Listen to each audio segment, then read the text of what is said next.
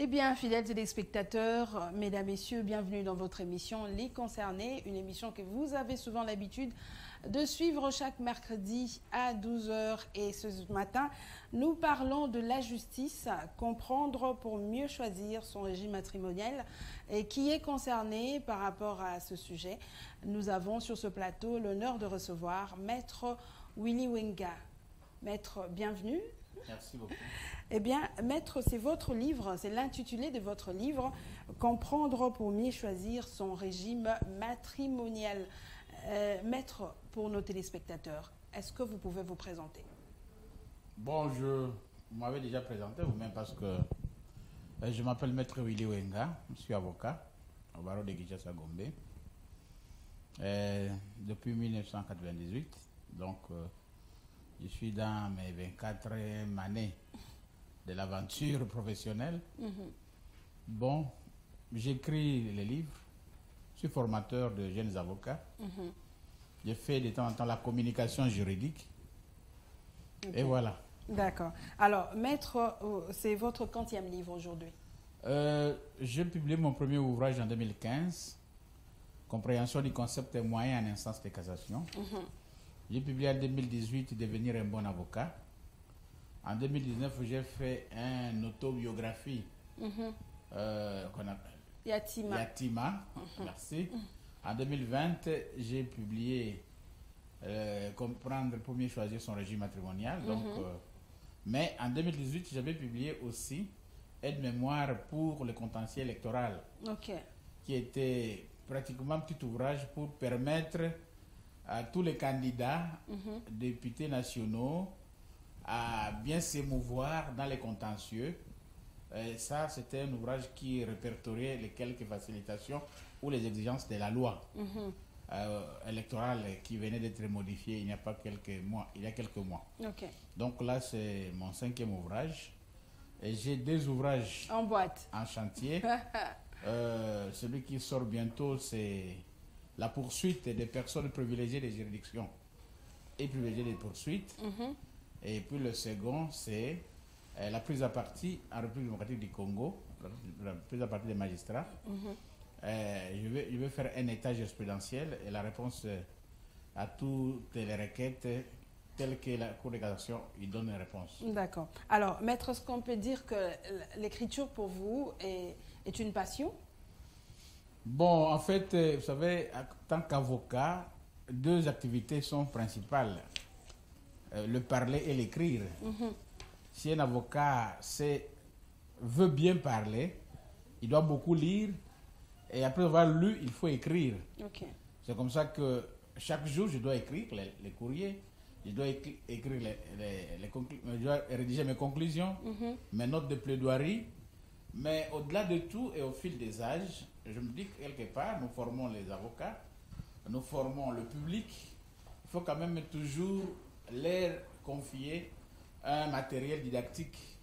Et c'est comme ça que je fais de l'écriture juridique ou de l'écriture du droit une passion, mais un écrit particulier. C'est-à-dire que mes écrits à moi ne sont pas des écrits académiques.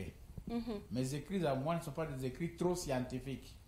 Mes écrits à moi sont des écrits de proximité. C'est-à-dire que mon souci a toujours été de rapprocher le droit des personnes concernées par le droit. Parce que je vois l'émission, c'est les concernés. Les concernés. Et mes ouvrages à moi, qui sont les concernés, c'est le grand public. Mais curieusement, en faisant du grand public les concernés, même les scientifiques s'y intéressent. D'accord. Même les gens qui sont aux études s'y intéressent. Et beaucoup plus ceux qui sont dans leur début comme avocats ou comme magistrats. D'accord. Alors, Maître, ce matin, nous allons parler de votre ouvrage qui s'intitule « Comprendre pour mieux choisir son régime matrimonial ». Est-ce qu'on peut savoir de prime abord ce qu'est un régime matrimonial? Madame Clarisse, merci de m'avoir invité pour parler de cet ouvrage. Merci d'abord parce que tu m'en avais déjà parlé. Et c'est moi qui ne dispose pas de beaucoup de temps. Merci pour la gentillesse. Et beaucoup plus merci aussi pour la télévision que je viens de découvrir aujourd'hui, la CCS. Télévision. À un certain moment, le public croirait que c'est une télévision de la CNCS. Excusez-moi pour utiliser les mots, mais bon. Le régime matrimonial n'est rien d'autre que la manière dont les époux se conviennent, s'accordent pour gérer tout le bien qu'ils auront. Le bien en commun. Le bien. Que ça soit les biens qu'ils auront. Les deux époux. Les deux époux. Et cela signifie quoi? Signifie que lorsque les gens venaient à se marier, vous allez comprendre, Clarisse, que je parle des époux. Les mariés. Ok. Il y a une différence entre les mariés et les époux. Quelle est les la mariés différence? sont... Ça peut être tous les gens. Il y a un peu d'argent, un peu de bière. Et le public dit qu'ils sont mariés. Ok. Mais les époux, pour nous, c'est l'endroit de ces couples-là, dont l'homme et la femme ont été devant la famille, laquelle famille de la femme a reçu la dot, versée par la famille du garçon, et que ce mariage-là, célébré en famille, qu'on appelle mariage coutumier, a été enregistré ou célébré devant l'officier de l'état civil. Lorsque je parle des époux, je ne parle pas des couples en union libre ou des couples en concubinage, nonobstant le nombre des années. Et donc... On peut comprendre par là que ce sont les personnes qui se sont présentées devant la commune. Voilà, ça veut dire que la commune, c'est plus facile à comprendre. Plus facile. Lorsqu'on est à Kinshasa, ça peut être des personnes qui sont présentées aussi devant la chefferie. Lorsqu'on devant est le bureau du territoire. Ok. Lorsqu'on est à l'intérieur, s'agissant des entités décentralisées. Et donc, dans la vie conjugale, le bien ont une nature juridique. Ok. Dans une vie conjugale, les gens qui sont légalement mariés doivent définir à l'avance et avant le mariage. Et d'ailleurs, cette définition, ce choix-là, doit être transcrit dans l'acte de mariage. D'accord. C'est-à-dire que le bien que nous aurons, quel sera le régime juridique?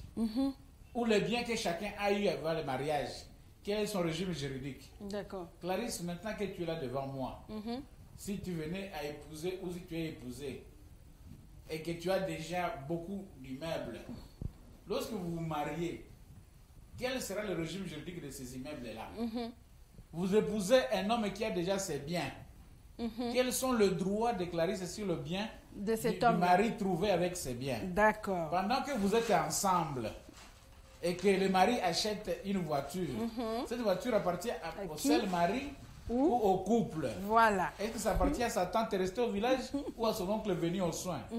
Donc voilà le régime matrimonial. Ok. Alors, et le mot même régime matrimonial, nous avons toujours dit, nous les juristes, que c'était non approprié. Mais on parlerait plus de régime patrimonial. Parce que c'est un régime qui gère le patrimoine. Vous comprenez? Mais le matrimonial vient du mariage. D'accord. Alors on dit régime matrimonial, on dit régime patrimonial au sein de la vie des couples légalement mariés. Il y en a combien ces régimes, maître? Les régimes matrimoniaux sont légaux. Ok. Et le code de la famille, tel que révisé à ce jour, a prévu 3 régimes matrimoniaux en République démocratique du Congo. Nous en avons 3. Nous en avons 3. Le premier régime, c'est le régime de séparation des biens. D'accord. Deuxième régime, régime de la communauté universelle des biens. Et troisième, c'est le régime de la communauté réduite aux acquis. Ok. Alors, maître, nous allons partir par le régime de communauté de biens. Qu'est-ce que cela veut dire? Madame Clarisse, le régime de communauté de biens, qui est appelé le régime de tout le monde, qui est appelé le régime de chrétiens, le régime des gens qui s'aiment, le régime des gens des amoureux. Ok. C'est un régime qui consiste à faire de tout le bien. Même si vous avez un gobelet. Ouais, bon, on va y arriver. De faire de tout le bien du couple, le bien de ces couples-là. Voilà. Que le mari ait acheté ses biens avant le mariage ou pendant le mariage, que Clarisse ait acheté votre ferme-là avant le mariage ou après le mariage, pendant le mariage, ça appartient tout ce que tu achètes, tout ce que tu as eu dans ta vie, Madame Clarisse, sauf quelques exceptions, ça devient un bien dit du couple. Ok. Et moi, j'ai toujours dit que ce régime-là, c'est un régime extrêmement grave. Ah. Vous savez pourquoi? Mais parce qu'on dit Parce c'est que par le fait du mariage, par le fait du mariage, en un clin d'œil, en un seul mot, en un petit choix de quelques secondes, avez-vous choisi quel régime matrimonial? Communauté universelle. Avez-vous choisi quel régime? Communauté universelle. De par ces mots-là, madame ou monsieur rend son conjoint copropriétaire de biens pour lesquels il n'a pas transpiré. Voilà. Vous comprenez? Donc, nous les avocats, on a rencontré beaucoup de cas sur le terrain, ce qui a fait même que je puisse rédiger cet ouvrage-là. C'est que, à un certain moment, nos familles ne comprennent pas quels sont le tenant et les aboutissants de la communauté universelle des biens. Okay. C'est-à-dire que les salaires de Mme Clarisse ici à la télévision appartient à mon mari. Appartient au couple. Ok. Donc, c'est-à-dire que ce que vous touchez ici, 50% pour vous, 50% pour le mari. Okay. Tout le bien que vous aurez, tout le bien que le mari aura, tout le bien que vous aurez, c'est à moitié. Donc, il n'y a plus de biens privés. D'accord. Sauf les habits que vous avez sur le corps, ou sauf quelque chose qui vient de la succession, donc des héritages. Mais le reste appartient au couple. Appartient au couple. D'accord. Mais on a constaté plus d'une fois que ce régime qui est choisi dans la joie se gère malheureusement dans la tristesse. Lorsqu'il y a séparation. Non, pas lorsqu'il y a séparation, mais beaucoup plus. Il y a de ces couples, Madame Clarisse, qu'au fur et à mesure, au fur des années, Bolingope et Sili et Diminuaka, et ce qui était communautaire, parfois, la femme commence à constater que, bon, il y a des communautés qui sur mes biens. Mais ce que le mari fait avec son argent, tu sais pas. Tu sais pas. Ou chaque fois que le mari veut acquérir un bien, il met au nom de sa mère. Ou de son fils. De son fils. Voilà. Ça échappe. Lorsque vous mettez des biens au nom de vos enfants, ce n'est plus vos biens. Ce n'est plus vos biens. Ça échappe à la communauté. Okay. Ça échappe au régime matrimonial choisi. Donc la communauté universelle, c'est cette communauté-là qui fait mettre tout le bien des époux ensemble et les époux en deviennent copropriétaires. D'accord. Alors, par là, on va continuer avec les deux autres, mais j'aimerais savoir quand est-ce qu'on peut choisir un régime matrimonial. Est-ce que c'est pendant les fiançailles ou le jour même que vous allez à la commune? Légalement, le régime matrimonial s'est choisi au moment de l'enregistrement du mariage. Donc, entre le couple, je parlais légalement. Ok. Mais qui dit légalement ne signifie pas surprise devant l'officier de l'état civil.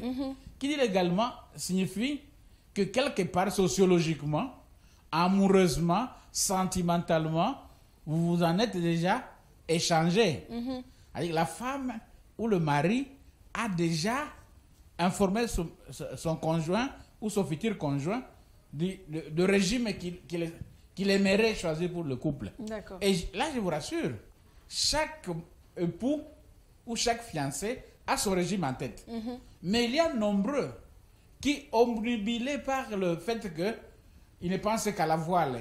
Elle ne pense qu'à la voile, elle ne pense qu'à la salle de fête, elle ne pense qu'aux gens qui viendront, elle ne pense qu'à ceci ou à cela. Elle oublie tout. Et s'agissant du régime matrimonial, Johnny, oui, Lingi. Or, Johnny, dans sa tête, il réfléchit. Il réfléchit. Et vous allez voir que le régime matrimonial qui est souvent dans les actes de mariage, quoique engageant le deux, mais c'est souvent des régimes choisis par un seul. Voilà. Bon, et c'est plus tard. C'est l'homme qui choisit plus. Oui, mais c'est le couple qui doit choisir. D'accord. Avant de faire acter devant l'officier de l'état civil. Donc il faudra en parler avant de se marier. Il faut en parler. Voilà pourquoi j'ai mieux comprendre. Et avant de choisir, il faut d'abord comprendre. Comprendre ça. Qu'est-ce que nous sommes en train de choisir comme régime? D'accord. C'est même le titre de l'ouvrage. Oui. Comprendre pour mieux choisir. Avant de choisir le régime matrimonial, je pense que le téléspectateur qui nous suit maintenant doivent le retenir qu'avant de choisir un régime matrimonial, il faut d'abord le comprendre. Okay. Ça rime à quoi? Okay. Ce n'est pas un simple mot. D'accord. C'est toute une vie. Alors, maître, ça c'était le régime communauté de biens universels. Le deuxième. Le deuxième régime, Madame Clarisse, c'est le régime de séparation des biens. Ok. C'est l'opposé de la communauté. Les meilleurs, on peut dire. On appelle ça régime des égoïstes. Ah, Régime des païens. ok. Régime des gens là, des mauvais. Le régime européen. C'est-à-dire chacun. Le régime de la séparation, c'est que Bozo Balana, mais chacun a ses biens. Non, c'est pour toi. Parcelle. Quel que soit. Non, non, ta voiture c'est pour toi. La voiture du mari, c'est la voiture du mari. La maison du mari, c'est au nom du mari et c'est pour le mari. Par contre, dans le régime de communauté universelle, même si une parcelle est enregistrée au nom du mari, vous avez droit à 50%. D'accord. Parce que c'est bien là, quoi qu'il est enregistré au nom du mari, ça devient un bien communautaire. Okay. Mais dans le régime de séparation de biens, on sépare tout. En tout cas, tout est séparé. Même tout ce qui n'est pas votre nom n'est pas pour vous. Alors, en fait, je vais vous faire rire, mais lorsque vous achetez des histoires à la maison, par exemple, les tables, les chaises, la facture, on écrit sur quel nom? Vous savez, les gens qui sont dans le régime de séparation de biens sont très malins. il y a toutes les petites choses là. Parfois, ils gardent des factures. Ok. Oui. Mais bon, à un certain moment de la vie conjugale, ce sont de petits détails qu'on oublie vite parce que les assiettes, les verres sont des choses périssables. Les fourchettes. Ça peut se casser, ça peut se perdre. Quand même que chacun peut acheter ou voilà. D'accord. Alors, troisième régime. Troisième régime matrimonial, c'est le régime mixte. C'est-à-dire que ce régime mixte-là, c'est une partie communauté universelle, une partie séparation. C'est ce qu'on appelle le régime des communautés réduites aux acquets. Okay. Il y a des communautés que sur les acquets. Qu'est-ce que signifie les acquets? Voilà. Le bien que vous avez eu pendant le mariage. Ok. Donc si moi, Clarisse, j'ai ma voiture que j'ai achetée avant le mariage. C'est pour vous. Ça ne regarde tous pas les biens que vous avez achetés avant le mariage. C'est pour nous. C'est pour moi-même. C'est pour chacun. Voilà. Et tous les biens que vous avez eu ensemble pendant le mariage, ça, c'est les biens communautaires. D'accord. Et ce régime-là, on l'appelle beaucoup plus le régime des personnes avisées. Le régime des personnes... le régime des intellectuels. Parce que un régime est juste. Juste parce que vous ne pouvez être en commun que si le bien que vous avez eu boudé de votre transpiration. Vraiment? Mais comment toi tu étais paresseux? Tu ne travailles pas. Tu ne jouais qu'à la dame. La dame, tu vas dans le PMI, tu ne gagnes jamais. Tu viens épouser une grande dame de la communication. Qui a déjà son patrimoine, voilà. qui a déjà sa ferme au plateau de Bateke. Et puis d'un coup, parce qu'elle t'aime, parce qu'elle dit oui, io, jusqu'à ce que la mort nous sépare, et tu deviens propriétaire d'une moitié de la ferme. Tu as fait quoi? Rien du tout. Voilà pourquoi les intellectuels et la majorité des personnes avisées choisissent les régimes de la communauté réduite aux acquets. Alors, parce que c'est un régime sans conflit. C'est un régime clair. Quand bien même que dans ce régime-là, il y a aussi des fraudes. Ok. C'est-à-dire, vous achetez quelque chose, vous antidatez. Voilà. Il y a beaucoup de gens qui antidatent l'acquisition de biens. Il y a des conflits du genre...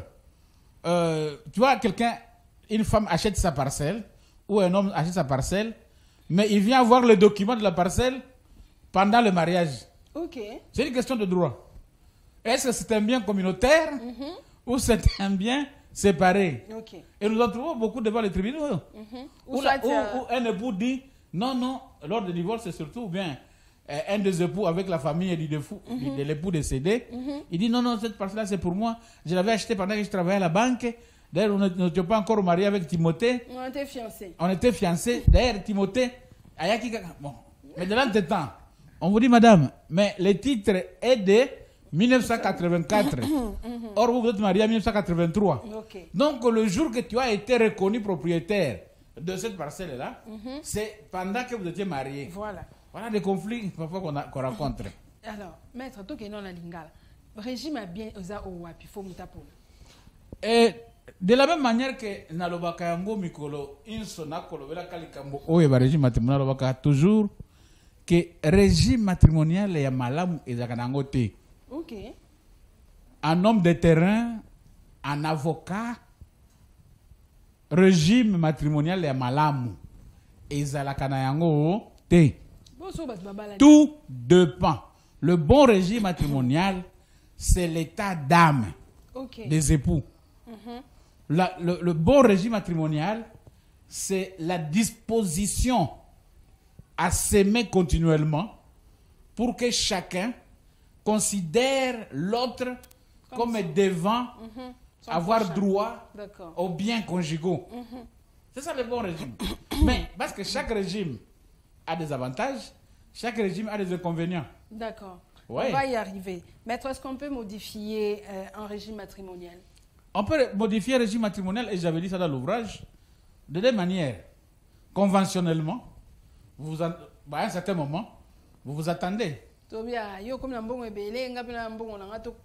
Bon, généralement, lorsque on veut modifier le régime matrimonial, ça fait partie d'une discussion de malentendus. Et vous convenez et vous faites modifier. Ça peut partir aussi des constats d'un seul époux. Parce qu'il y a de ces époux qui le font sciemment.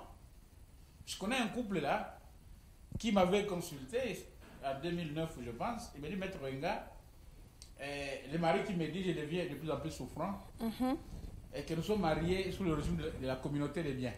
Comme lui, c'est son qu'il va mourir bientôt, c'est ça? Oui, voilà. Tel que je connais ma famille, on risque de me jeter ma femme dehors.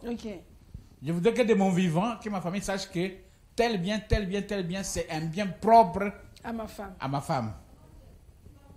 Et tel autre bien, c'est mon bien propre sur lequel peut s'ouvrir une succession. Et d'ailleurs, avec mon épouse, on s'est déjà convenu que non, ce qui m'a créé les ayés, n'a pas attiré la famille. D'accord. Ouais, un peu ça. Donc, conventionnellement, les époux s'entendent et vont modifier le régime matrimonial. Lorsque je dis vont faire changer, signifie le régime matrimonial ne se modifie que par voie de jugement. Ata boyokani, bosibo kabela na pango banini entre yo na mobile na yo, si le juge, n'est-ce pas, n'intervient, vous n'avez pas saisi le juge par une requête modificative du régime matrimonial, vous avez un régime où il y a calabopona les officiers d'état civil. Oui. Donc, le régime matrimonial peut se modifier aussi unilatéralement, par voie d'assignation. D'accord. Allez, un des époux qui se voit victime des actes de l'autre, il dit non. On change. À la lire vont les choses, mon cher, toi tu es plus malin. Communauté, hein? Chaque jour, toi, madame, on veut me dire ici que dans la parcelle de ton oncle à Barumbu, il y a un immeuble qui pousse et c'est toi qui passes là chaque jour vérifier les chantiers. Donc, séparons les biens. Ne soyons plus... Communauté de biens. Communauté, séparons. Non, tu séparé. Alors, celui qui se sent victime assigne l'autre.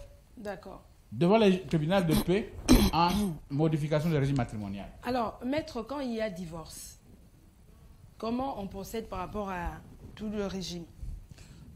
Lorsqu'il y a requête en divorce, ou lorsque même il y a décès de l'un des époux, la première chose qu'il faut faire, c'est de solliciter la dissolution du régime matrimonial. D'accord.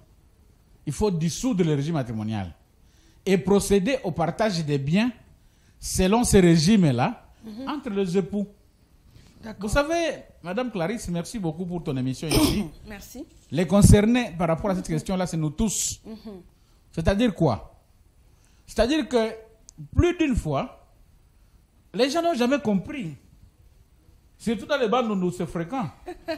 Ou lorsque le mari décède, c'est l'oncle qui fait. L'acte 1, on ferme la chambre, on empêche la femme à faire ceci, on empêche la femme à faire cela.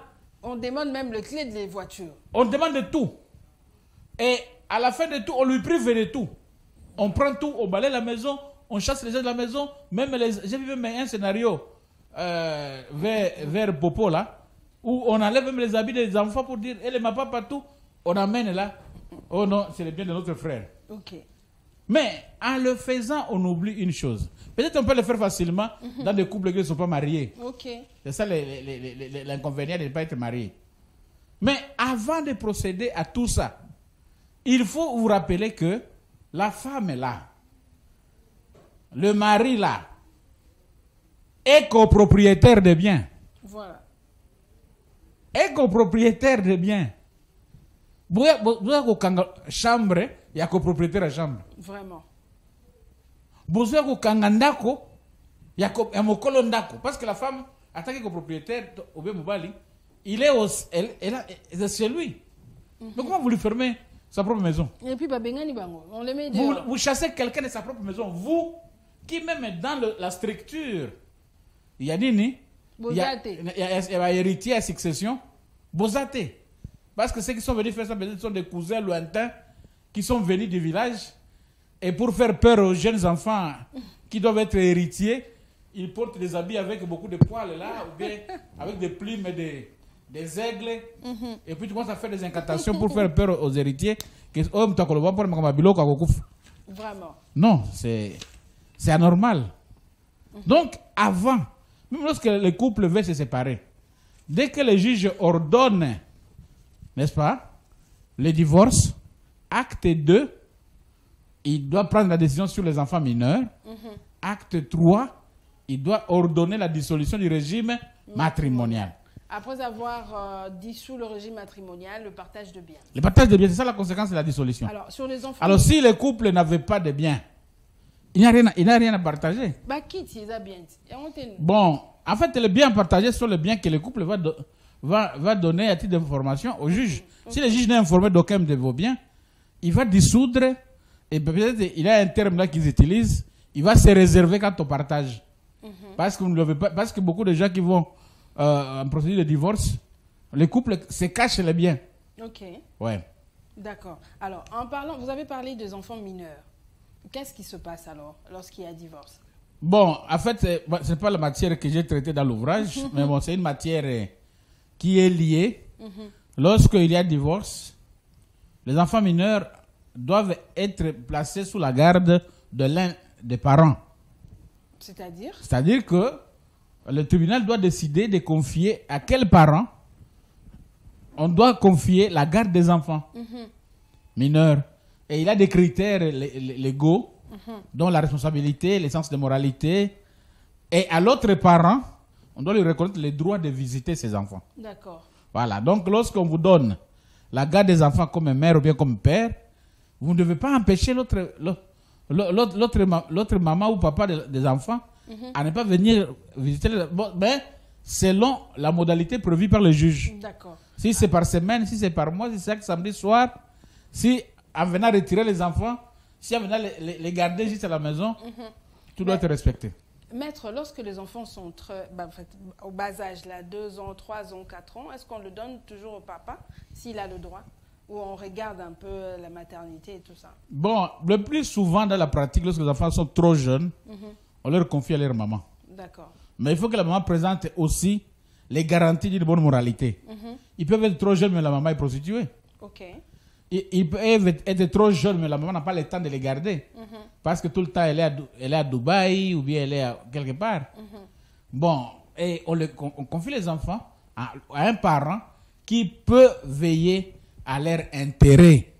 Parce que l'article 10 de la loi portant protection de l'enfant insiste beaucoup sur l'intérêt de l'enfant. D'accord. Et c'est important. D'accord. Alors, maître, vraiment, c'est formidable.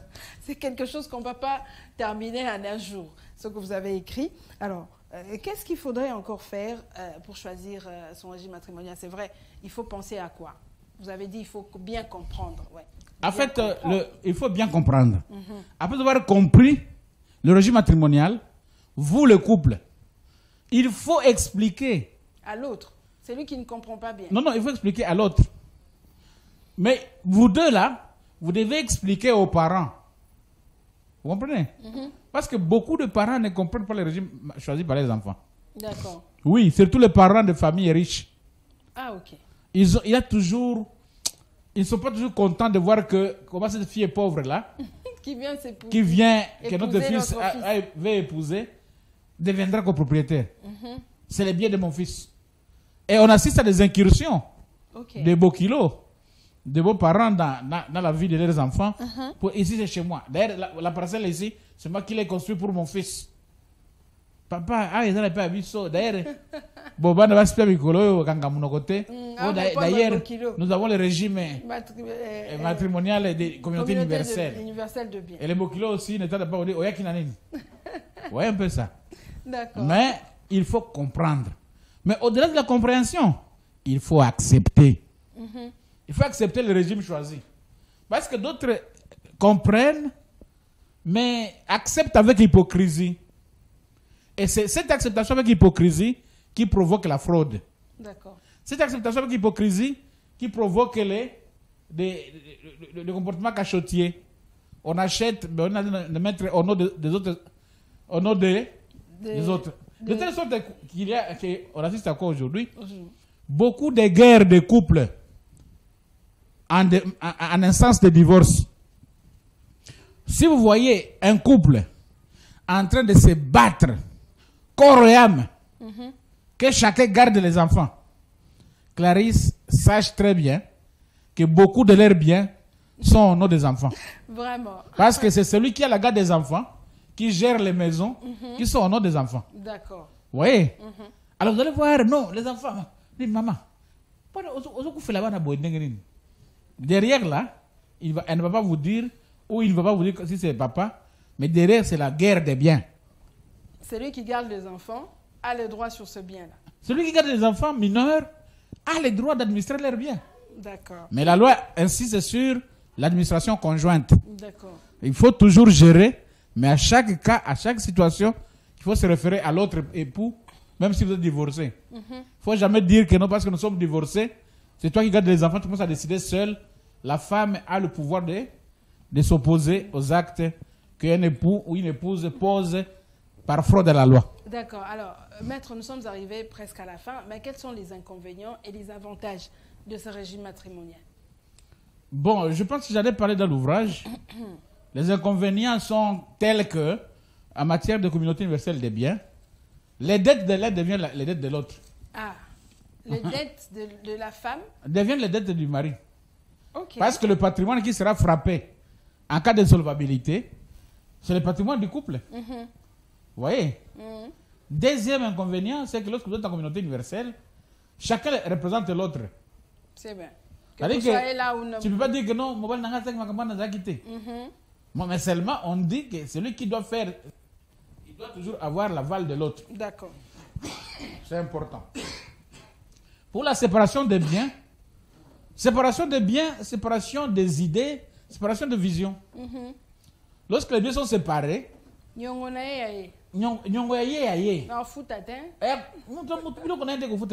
d'accord. Et aussi, dans la vision de la gestion du couple, la tendance est de dire bon, c'est pour mon mari, c'est pour mon épouse. Attention, c'est la voiture de mon épouse. Alors ça coince un peu une vision d'ensemble. D'accord. Et dans la communauté des Réunites Ozake, il y a beaucoup plus cet aspect de fraude. Parce qu'on ne sait pas qu'est-ce qui a été acquis avant, qu'est-ce qui a été acquis pendant. Et la plus grande fraude, que, comme tu as eu à l'épingler, ce sont les antidates. D'accord. Les antidates. Vous voyez? Mais inconvénient ou avantage, tout dépend des époux. Tout dépend des époux. Oui. Alors, mais je voulais quand même rappeler ici. Vraiment. Parce que ce sont des questions qu'on me pose aussi à la sortie des églises par des mamans qui prient beaucoup. Papa, Maître Willy Wenga, on t'a suivi à la radio, on t'a suivi à la télévision, vous parlez des régimes matrimonial. Mais moi, j'ai ma fille et ça fait 20 ans. Et il s'est marié avec Matondo, Ambazangungu, ils sont kimbanguistes. Basalaka mariage, la communauté Kassi, Tozoa Secret, peut passer à Bissore vraiment à côté de Maboko. Et s'il est Sukiwana. Le régime matrimonial ne concerne que ceux qui sont les époux mariés légalement. C'est-à-dire bateau bakendaki commune. Awana Kinshasa bateau bakendaki na l'État. C'est tout. Donc ceux qui vous papa, maman, vous avez une fille, vous avez un garçon qui vit avec l'enfant d'autrui sans l'avoir présenté chez l'officier de l'État civil. Donc ma famille va botoler biloko. En tout cas, et n'est propriétaire d'aucun bien. D'accord. Et j'ai fini pour dire la preuve de bien, communautaire ou individuelle, ne se prouve que, la preuve ne se montre que par un inventaire de biens. D'accord. Il faut veiller sur l'inventaire des biens. Vous êtes séparés, très bien. Tu achètes ton bien, où est la facture? Parce que le jour de la fin, ou le jour que vous voulez modifier le régime matrimonial, chacun doit porter la preuve que tel bien m'appartient pour que ça soit communautaire ou privé. Merci beaucoup, Maître Willy Wenga. C'est moi qui vous remercie. Honoré par rapport à cette émission. Fidèles téléspectateurs, nous sommes arrivés à la fin de cette émission. Nous avons reçu pour vous, je rappelle, le Maître Willy Wenga Ilombe. Voilà, qui est avocat au barreau de Kinshasa-Gombe. Nous avons parlé de son livre « Comprendre pour mieux choisir son régime matrimonial ». Je dis merci à tous ceux qui nous ont suivis de partout. Merci à mon équipe technique. Et un grand merci à monsieur Richard Omanga, depuis quelque part. C'est lui qui nous a toujours encouragés. Il est notre fidèle téléspectateur. Je lui dis merci pour